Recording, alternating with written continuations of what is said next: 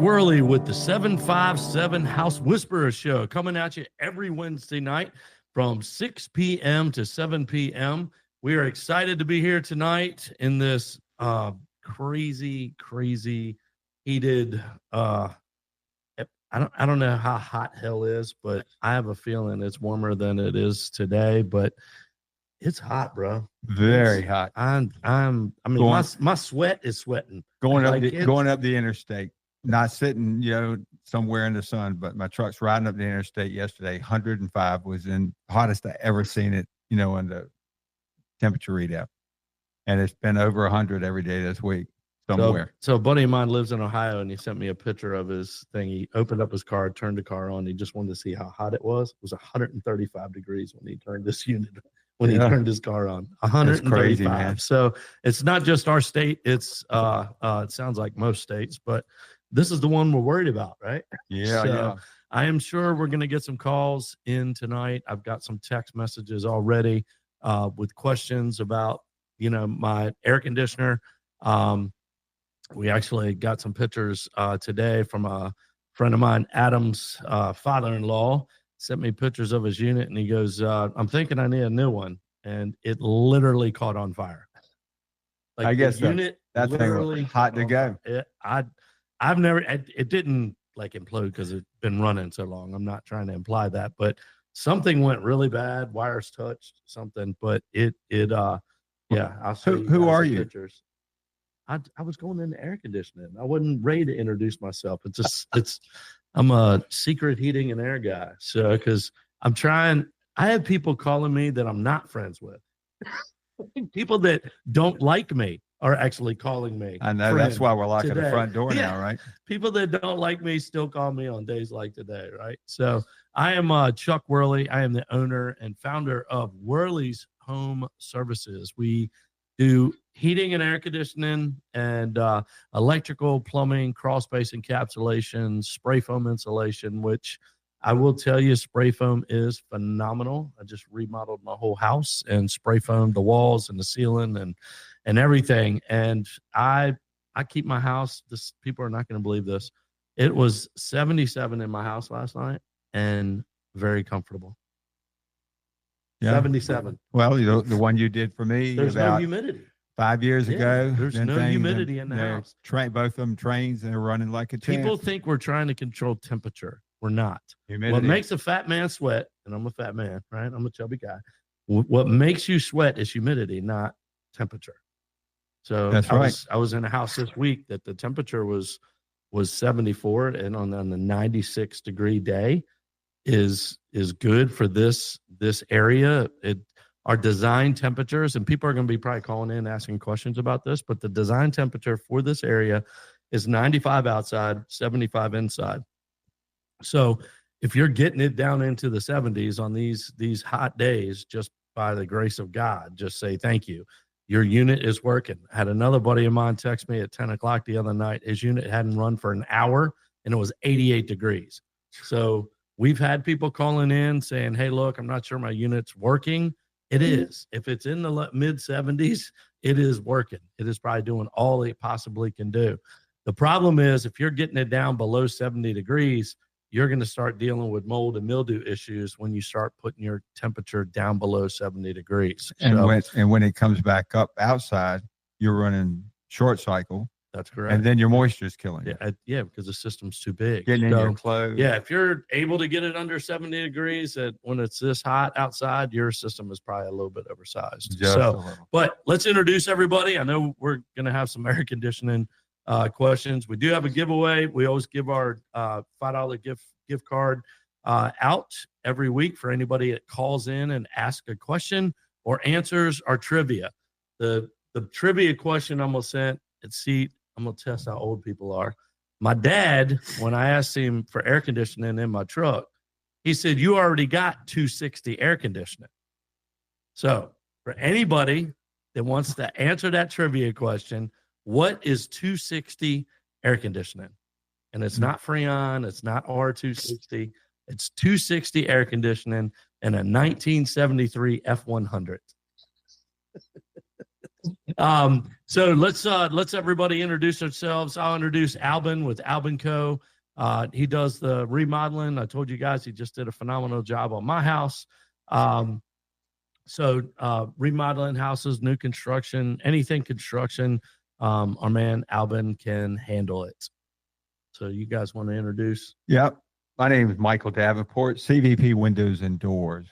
My partner and I own that business and have for 24 years. The business he actually started for a gentleman many years ago. We bought it from him when he decided to move back to Japan. We are the only window manufacturer in Central Virginia, probably in the whole state, far as we know. We do not advertise we're local. We are local. That's more local than somebody that makes them in Maryland, but that is more local than St. Louis, Missouri. We make your windows to fit. We use all of our own people to install them. No 1099 people, all W-2 people. They're employees. No subs. Right? No subs. No subs. They come to work in the morning. They work hard. Or subcontractors for those that don't know that term. There you go. So we should probably define that. Subcontractors, some people will go in, be able to get cheaper because they're not paying their guys. They're not giving them a retirement plan. They're not paying for their insurance. They're not giving them a vacation. So it ends up being a cheaper job, but exactly, and that's what you get. Responsibility of the employee. And Cindy Rowell. Cindy is Alphabet Solutions. She is the one to get inside your crawl space. Check it out. See what's going on. Free crawl space inspections, and she is the only lady that we know has license to kill. There you go. And my name is Jack Keller with Legacy Painting. We're located right here in Yorktown as well. And we service the Peninsula as well as the Southside, and we do residential and commercial painting. We also do sheetrock repairs. So stress cracks, nail pops. If you have old peeling, chipping paint that needs to be scraped and skimmed and smoothed out and kind of bring your walls back to life, we can help out with that as well. And we do some basic exterior carpentry work as well too when we're prepping for exterior paint, whether it's rotten fascia board, soffit board, carpentry damage. We can help with all that as well. And I do have a question for you, Chuck. All right. For you talk about humidity and getting rid of humidity, is there an issue with getting rid of too much humidity, going down to no humidity inside your home? You typically don't run into that until the winter time. So if you have a furnace or like an oil furnace, we'll see that in oil furnaces because they get so freaking hot. They burn so hot. But they also burn up your pocketbook with that oil money. So no, typically it does not get humidity does not get too low during the winter time. Not in our area. And air conditioner is basically pulling the humidity out of the house, out of the air, right? Yeah. So, but that is a great question. So, and like I said, every day I'm telling people, we're not controlling temperature. We're actually controlling the humidity in the house. That is what makes a chubby guy sweat. Is the humidity is what kills you, not the temperature. And my house is proving that. I walked into my house yesterday. Like I said, we actually cut the mini splits off. We got 5 heads, 5 air handlers up on the wall, mini splits. And I only run like the one in the bedroom, and kind of the air conditioning kind of squeezes out to the other rooms, kind of knocks the chill off or knocks the humidity off. But because there's no leakage in my house, so the infiltration from outside, I was in a house this week talking to a customer. So the temperature was right. The system was the right size because we were getting to the right temperatures. But the humidity and the infiltration of this 1960s house, the infiltration was so bad that it was actually infiltrating humidity into the house. So the air conditioner is just running and running and running. And we run into this stuff all the time. We have people calling in, about that to the office. So I want to remind everybody, 627-7979 to call in. There's a $5 gift card for anybody that calls in and takes a shot at the trivia question. And then I think Mike's got one too. Do you have Yeah, I do. All right. What's the trivia question for that? And we got a couple callers already. So call in. Don't wait till the end of the hour. 627-7979. Why don't we go ahead and take that first call? All right, we can do that. Let's Mr. Charlie in Gloucester. Hi. Hello, Charlie. What's up, buddy? You ready for the answer? We are ready for the answer. Yeah, you got to have your driver's window down, and you got to have your passenger window down and go 60 miles an hour. That gives you your 260 AC. Yeah. Two windows at 60 miles an hour was my dad's definition of air conditioning. You don't have to be embarrassed because we don't really know you. But how old are you? 53. 63. He's in the middle. Yeah, you're getting there. You're getting there. I'm 56, and Mikey's, gosh, what are you, 70, yeah, I'm just a few days older than you, Charlie. 79. What do you know? Yeah, Chuck's a fish lip. Yeah, no, I'm 73 young. I look younger than Chuck. It's a little That is embarrassing. true. He's in better shape than me, for sure. He's in better shape. All right, we got calls all over the place. All right, so that's a great. So I will be sending you a gift card for that answer. It looks like you had a painting question. Yeah, so recently got a different house, and there is glossy paint that I have no idea if it's, latex, enamel, oil, whatever. I have no idea on my bathroom ceilings and my kitchen ceiling. And we want to go away from that glossy. What's the best way to go after that and not end up with, orange peel or sheets falling off in a year, that kind of thing? That's what I was curious about. Well, we got an expert here tonight for you. Yeah, well, is Charlie? Yeah, Charlie. Charlie, there's a real easy way to do it. And if you go down to your local Sherwin-Williams, Home Depot, Lowe's, Ace, and you pick up a can of denatured alcohol, and you take the denatured alcohol, you put some on a rag, and you wipe it on the ceiling. And if the paint comes off, then you know you have latex. If the paint does not come off, if you don't have any kind of coloring on the rag or anything coming off the ceiling, then you most likely have oil-based paint. And if you're doing it and you can't really tell and you're having issues, the best thing to do is give it a light sanding and then you can either use an oil-based primer prior to painting, or there are a couple products that you can use. Zinsser makes a product, and there's also a couple products from Sherwin-Williams, Extreme Bond, and there's another product as well, Prep Right, that if you give it a light sanding and a real thin coat of a bonding primer, you can put latex paint on top of it. I got a question for you, Charlie. Do you know approximately when the house was built? Yes, it was built in 79. Okay, well, I started in the building business in 73, and painting kitchens and bathrooms, the norm back in that time was an oil-based paint. They used latex in the rest of the house, but they always used the oil-based paint because that way you get a splatter behind your range. It's easy to clean. Your bathrooms have high humidity. If it's a latex paint, the humidity will soak right into the paint, cause damage. But with the oil base, it wouldn't do that. So what you had in those rooms was the norm back in the time. But the latex paints have got so much better, like Jack's saying, it's not an issue anymore. And that oil-based paint, eggshell, sometimes they call it now, it's a great finish, but you can't touch it up. Am I right, Jack? Correct. You'll flash and you'll have issues, and it's a mess. It can be a real pain in the butt sometimes. Yeah.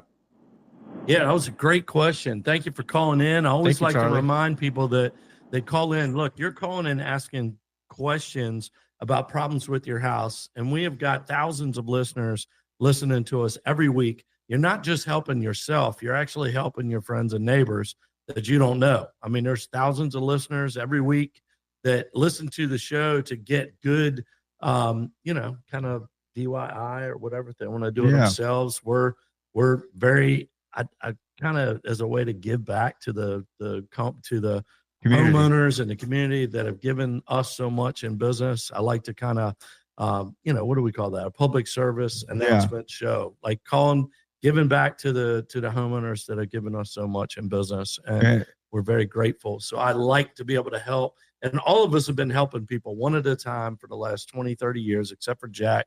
because he's 'Cause he's not that old yet. He's 14, I think now. So you 25 yet? 25, turn 26 in a couple months. Hell yeah, we're growing. Oh, We're man. getting- Oh, you're man. You're taking the average of the age Yeah. up. So, but it's kind of cool because I just ran in. I was in Williamsburg live this weekend and listening to the Beach Boys, and they don't sound a minute under 100. No, it was a great show. They actually did a great job up at the Arts Williamsburg Arts Festival. Yeah, Arts Festival or whatever. That's not the right word. But anyway, we had a great time, Museum of the Arts or whatever they call it. But at the Williamsburg Live. But I had several customers from the show. One guy's talking to me about halfway through the time we're talking. He goes, "Are you on the radio?" So he didn't recognize Worley's Home Services, but he recognized my voice. But he's like, "It's really cool the way you guys get together as a group, and it's not just one guy that's King Kong answering all these questions." He goes, "I love the team concept." Hopefully he's listening tonight, because I told him I was going to give him a shout out about his question. But I mean, about his statement was, it's really cool that you've got a group of guys that want to, and gal, Yeah. that want to help your community. And anyway, I thought it was pretty cool. Well, I got to tell you, Paul, that I used to eat with over at Pops out there in Yorktown. People that are from York County know about that, and it's not there anymore. But we were eating over at Eggheads, and Paul's now eating over there, and he's moved to Williamsburg, but he still comes down to do that. And he listens to this show. And I said, "Well, Paul, call in with a question." He says, No. He said, "I just like listening to the show. I like the way y'all converse, and I like the way you discuss topics that are normal for the everyday homeowner to need answers for." Right. And so that's really what it's all about. We're not trying to help you do things that are extraordinarily ridiculous, but we want you to know how to do the easy things, so that maybe when you have someone come in, if you're out of the way and we don't have time. Well, it looks like we got about 5 callers on. So let's get through the show. Let's go to Gary in Virginia Beach talking about spray foam versus bat. Get her to call back. Go ahead. Gary, Virginia Beach. Hello, can you hear me? Hey, did the first caller get the trivia question? I was giving my name and information to the call screener. He did. He did. So I was going to take a stab at it anyway. I thought when you said 260, I thought it was 2 vent windows and 60 miles an hour. Was that the answer? That's exactly what it was. That is exactly what it was. Yep. That's what Pop said. I said, "I need air conditioning in my 1973 F100. He goes, "Well, you got air conditioning." I said, "I don't have air conditioning. It's hot as heck in my truck." He goes, "When you get up to 60, roll down both windows. I have 260 air conditioning." I said, "Man, this is something." Mine even goes back further than that because I'm a little older than you. We used to have the little vent windows. Not you don't even roll the windows down. It's the little triangle vent windows. Yeah. The wing window. So, what's your question on spray foam versus bat? Okay. So in a cathedral ceiling type condition, typically my understanding is if you were going to put bat insulation in there, you have to put those little fiberglass, little plastic baffles in there that can keep the air, flowing on the underside of the roof from the soffit up through the ridge vent. True. That is correct. Spray foam, do you have to do the same thing, or does the building science change and you can put the spray foam right to the underside of the sheathing? I have seen it done both ways. I don't know what the preference is. The negative part about spraying it directly to the roof deck is, of course, you got to worry about roof leaks. So the problem with roof leaks, a friend of mine who was a roofer told me, the problem with only the lucky people see the leaks. So if it's spray foam, it's really hard to find those leaks. But as far as efficiency, I got it. As far as efficiency, the best way to do it is spray foaming it. And I mean, I guess you overheard me talking about my house. I mean, I am comfortable. I walked in the house the other day and my wife Julie was working in the office and she didn't even have the air conditioner on. And I'm like, and you know, it's a little she's 100 pounds soaking wet, so she don't sweat. I sweat, right? So I'm a bigger guy. So I walk in there, I was like, you know, it's not cool, but it's not hot, right? And it's 76 in there. And she had the fan going and stuff. She's like, really, it's comfortable. Because there's no infiltration getting into my brand new CVP windows and brand new spray foamed house. So there's no infiltration at all of humid air getting into my house. So spray foam is just life changing. And our electric bill is like $120. Yeah, and Chuck's right. I did a Pray to Homes house many years ago. It's 2008. It's 5,000 square feet.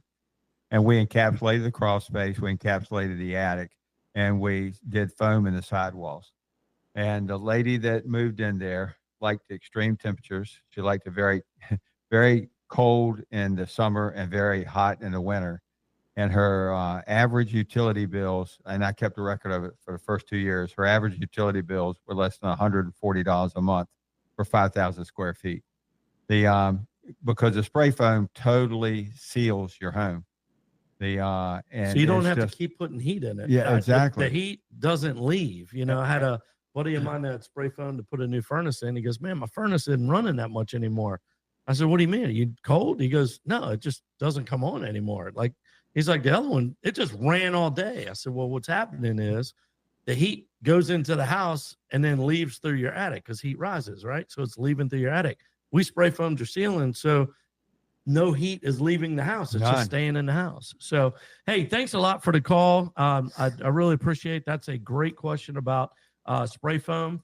And let's go to the next fourth caller here. Is, let's say, Mike in Chesapeake. Condensation from bathroom ceiling fan. Hey guys, how you doing? I'm doing well, man. Mike. Thanks for calling in. Yeah, I have a downstairs bathroom, which this time of year, with the heat and humidity, there's condensation coming from the exhaust fan in the bathroom, and I was wondering what I can do to keep that from leaking. So you have a second floor? Yes, I have a second floor and a downstairs bathroom. Like I said, that's the one that basically has the condensation coming from the exhaust fan. So are you, I'm going to ask a couple questions to try and narrow it down since I'm not standing there in your bathroom. So I guess the second question is, do you take showers in there? No, the main bathrooms are on the second floor. Okay, that's typical. Yeah. So, okay. So I think probably what is happening is, do you know where your dryer vent is at? Yeah, the dryer vent is adjacent to the bathroom down in the floor. So it's right next to where the bathroom is? Yeah, and I think the exhaust vent is coming from the outside directly from the door, which is come from the outside, and the bathroom is directly across from the entrance door. So I'm assuming that the exhaust pipe is coming from the outside directly inside to the bathroom. So I've seen this happen a bunch in this last 20, 30 years, where I've seen the exhaust from the dryer vent, because typically, you know, not to offend builders, but they put that cheap, flexible stuff because it passes code, and I don't think it should. It should be hard pipe, but I get it in between the floors. It's really hard to try and do that. We're getting ready to run to a hard break. I'm sorry, I got to put you on hold. But Dave, hold on. Mike, I'm talking to. Peter, hold on. And we'll be back.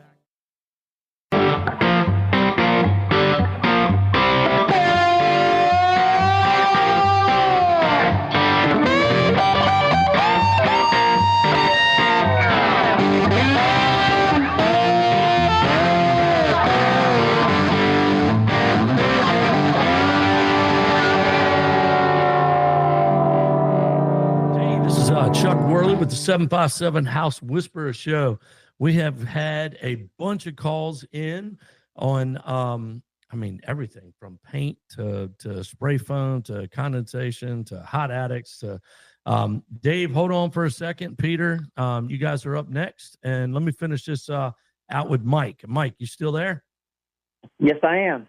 Yeah. All right, buddy. Sorry we get that hard break. You know, WNS has to make some money, so they got to have the commercials. So what I have seen is, of course, you're keeping it cold in the house, all right, and that metal. I mean, you got air conditioning blowing into that room. It's a small room, especially if that door is closed.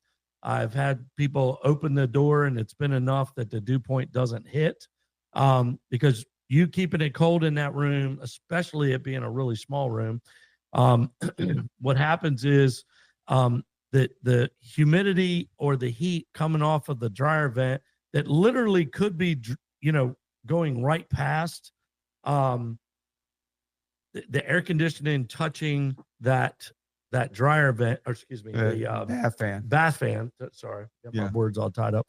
Yeah, so hitting that bath fan can be causing condensation. We see that a lot. So if the dryer vent that is one thing that I would try and figure out. If the dryer vent is leaking in between the cavities of the first and second floor, that is one cause. And then, of course, any humidity or any hot air touching cold air is going to cause condensation. So we know why it's happening. Now we just got to figure out what is happening. Well, one thing too, and correct me if I'm wrong, Chuck, because I'm not the expert you are, but you should be sizing supply ducts based on the volume they need to pump into a room. In a bathroom, especially a powder room, which is what it sounds like we're talking about, it's a much smaller room. So it does not need as many cubic feet of air, right? It doesn't. But back in new construction, I mean, especially a first floor, in between floors, I mean, you probably got 100 CFM blowing into that room. That's why I said if you leave that door open a little bit, that air won't get, super cold in that, or that room won't get extra cold. It probably happens during the wintertime too. It's really hot in that room if that door gets closed. It's kind of the same principle. It's the same thing Mike is talking about. But thank you so much for calling in. That is a great question. You are not the only person with that problem, because I literally answer that question probably once a week. So especially during the summertime. But if you want us to look into it further, please give Worley's a call, and or 955-9415. Just shoot me a text and we will get back to you. I'm going to go to the next caller because we've got a couple callers. We only got about 20 minutes left. So Dave in Virginia Beach. Thank you, Mike. Dave in Virginia Beach, hot attic. Yeah, good evening. Another 5,000 square foot, 2-story house, 20 years old. And other than spray foam insulation in the attic, is there any, I've always thought about, is there any sort of a foam panel, a thick foam that you could tack up on the underside of the roof? It just seems like that would be, it would insulate, it would be a lot less expensive. Is there any other alternatives other than spray foam to make an attic cooler, is the question.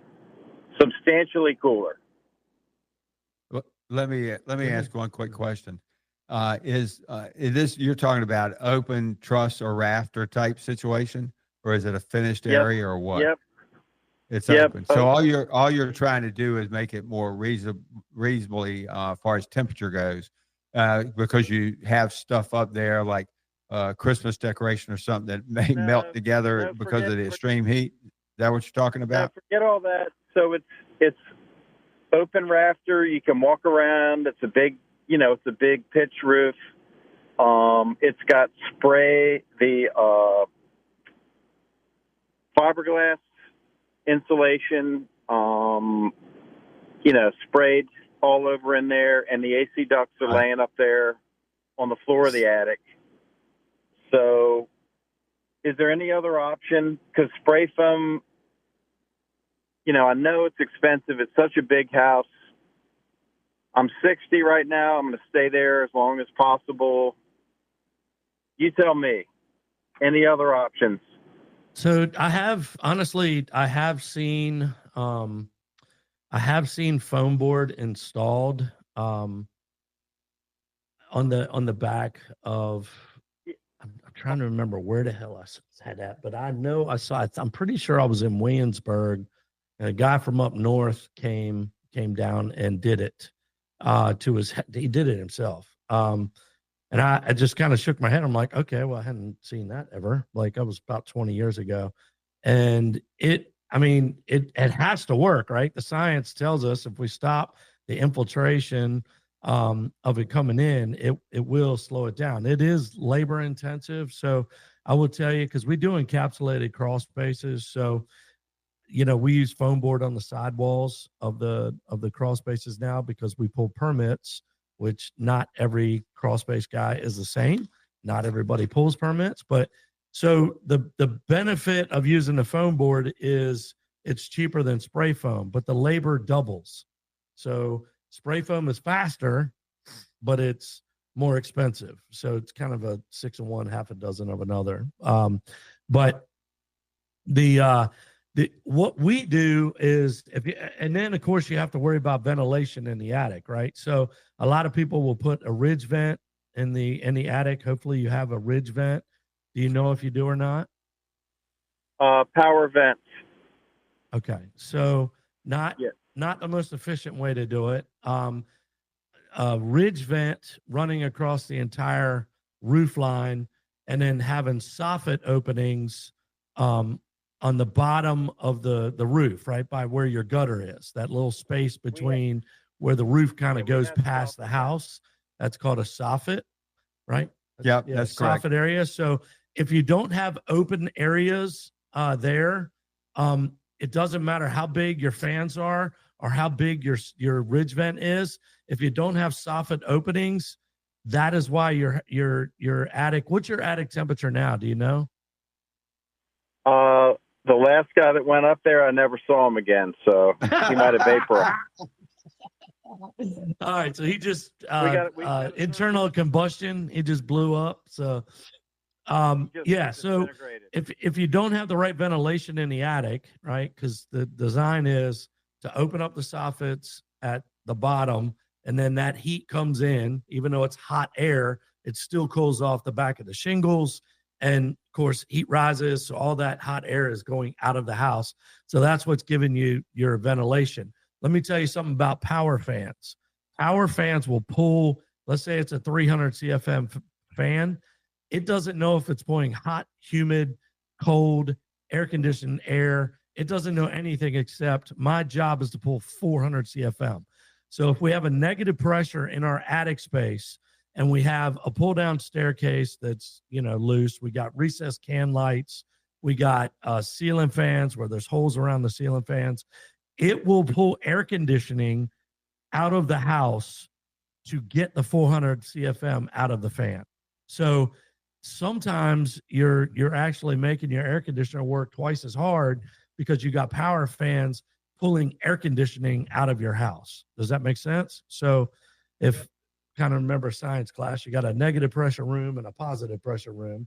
If you open the door, the air is going to suck to the negative pressure room, right? Yeah. So that's what I'm talking about. So that is, we see that a lot. I've seen where they have too many fans in the attic and it's putting the house in a negative pressure where you're opening the front door and it's sucking the door Especially shut. if you have can lights upstairs. Most people don't seal around them properly. Chuck does that if he's doing work in your house, science work, and he seals those so you don't get air. Yeah, so we don't spray foam. Thanks, Mike.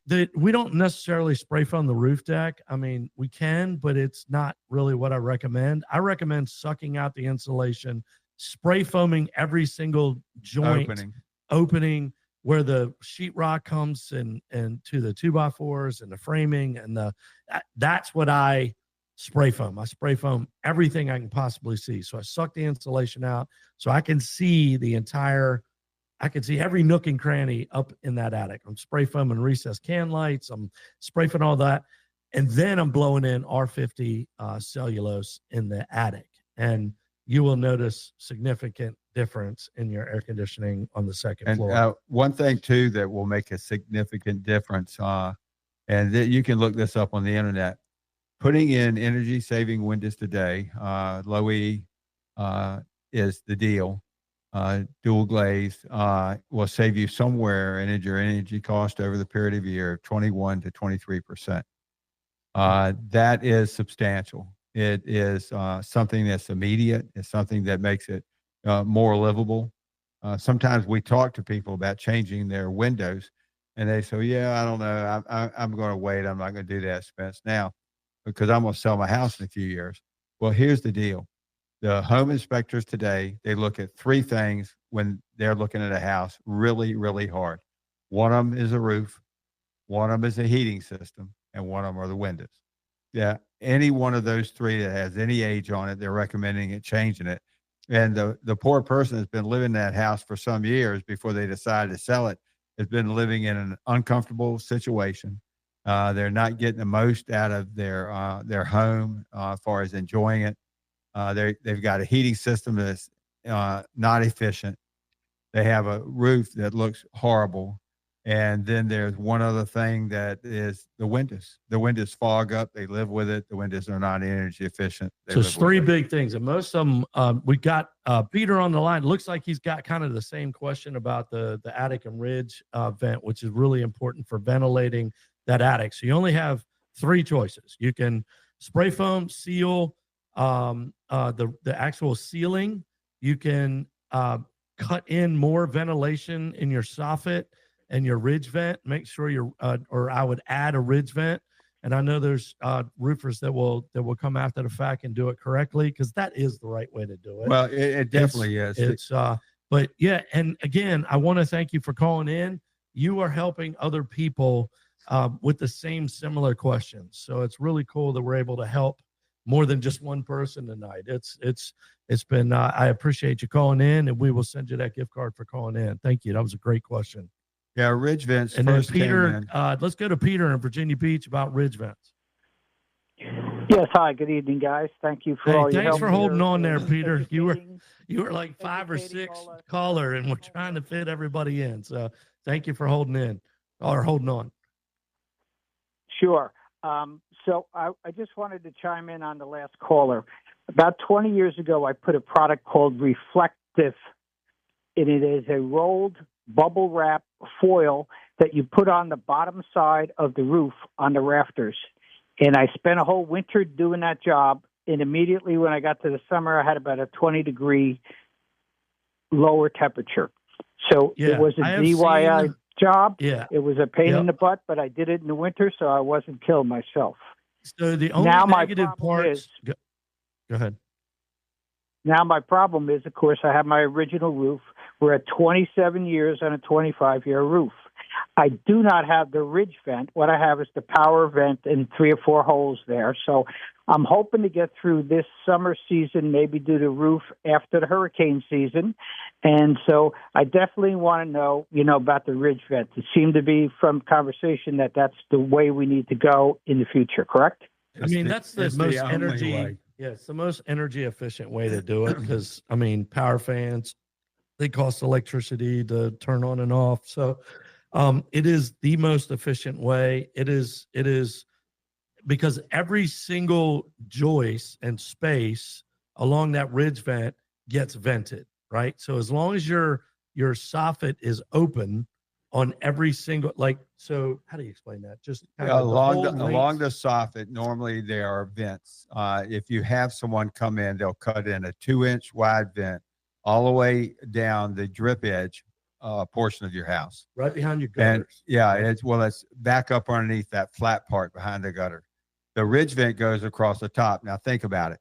The hot air rises.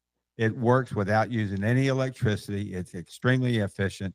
It is now required in most jurisdictions that you have to have a calculation for exchange of air and crawl space, and also in your attic space. That's correct. That is something that's very important, because not only does it get the hot air out, but any moisture that encapsulates into your attic area, it cannot cause stains, mildew, etc., which if you're not moving that hot air with that moisture out of there, it's just a place that Cindy's going to have to come spray later on to take care of a problem.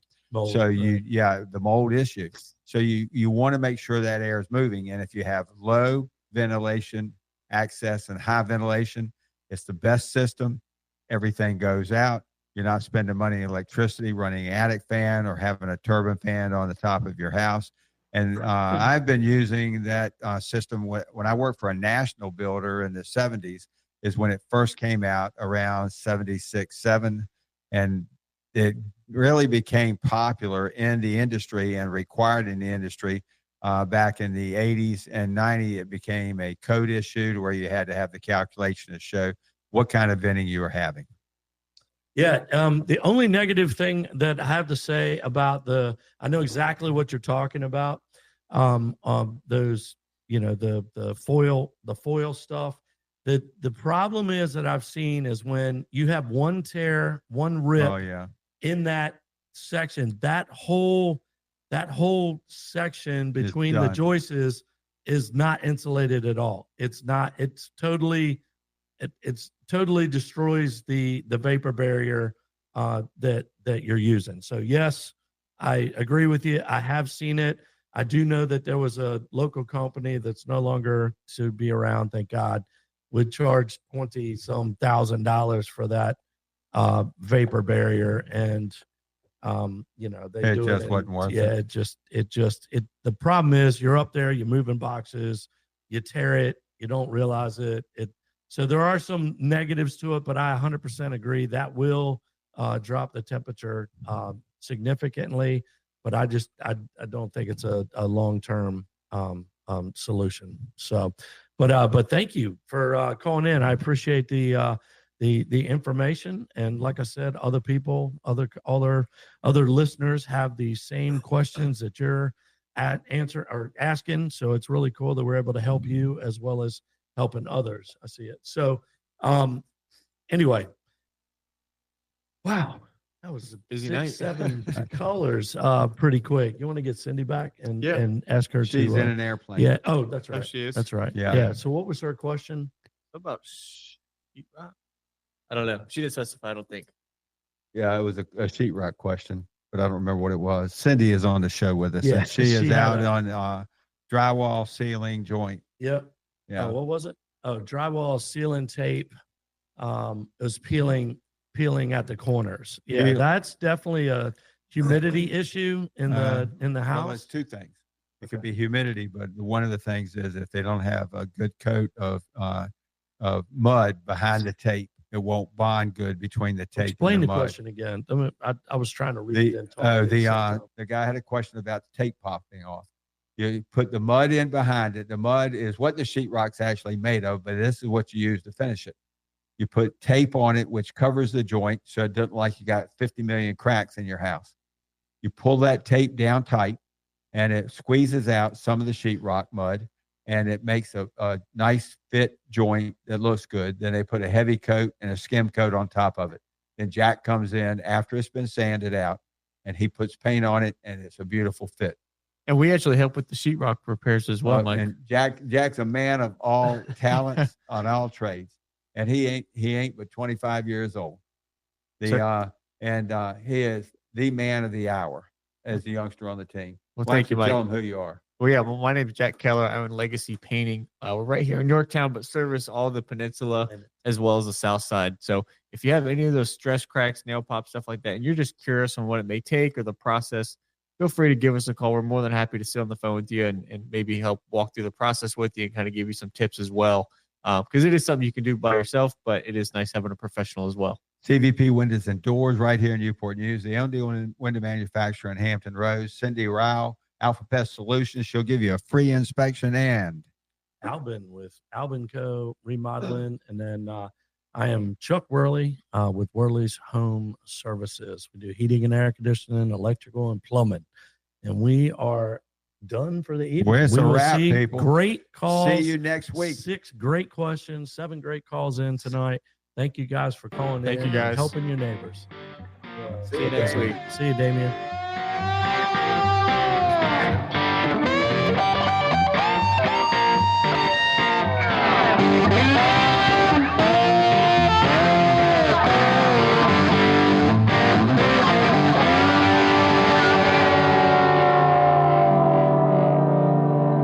The preceding program was sponsored and paid for by Worley Home Services, who's entirely responsible for its content.